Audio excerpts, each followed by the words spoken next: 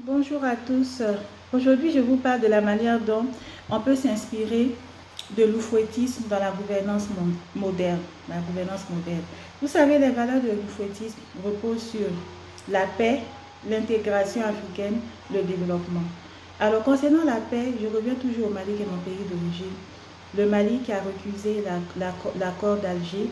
Mais je me demande pourquoi le Mali ne se rapproche pas de ses nouveaux amis pour mettre en place un nouvel accord de paix avec les groupes séparatistes avec lesquels il a une mésentente, avec lesquels il y a des crises sécuritaires. Pourquoi les nouveaux amis du Mali ne mettent pas en place des conférences, des sommets ou bien des cadres réglementaires pour un nouvel accord de paix?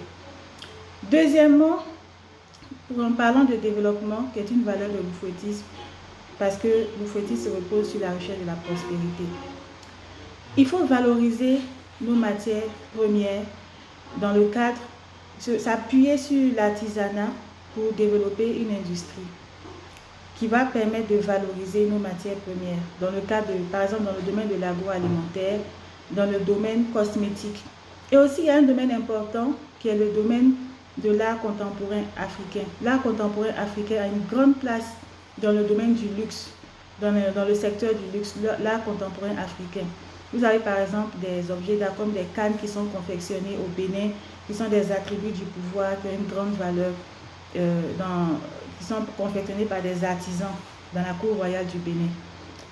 Donc, valoriser nos matières premières dans le domaine de l'agroalimentaire, dans le domaine des produits cosmétiques, on a plein de matières premières dans ce cadre, par exemple les racines de vétiver, etc.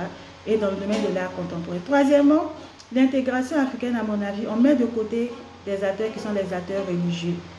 En Afrique, les valeurs spirituelles sont très importantes. On est très attaché au sacré, mais ce sacré ne se limite pas à l'animisme.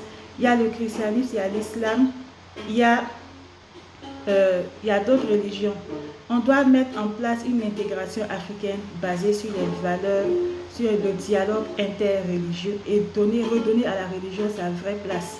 Ne faisons pas comme les Occidentaux qui tournent en dérision l'Occident, qui tournent en dérision la religion, qui sont trop cartésiens, qui ne croient que ce qu'ils voient. Nous sommes attachés au sacré. Appuyons-nous aussi sur les acteurs religieux pour mettre en place un dialogue interafricain.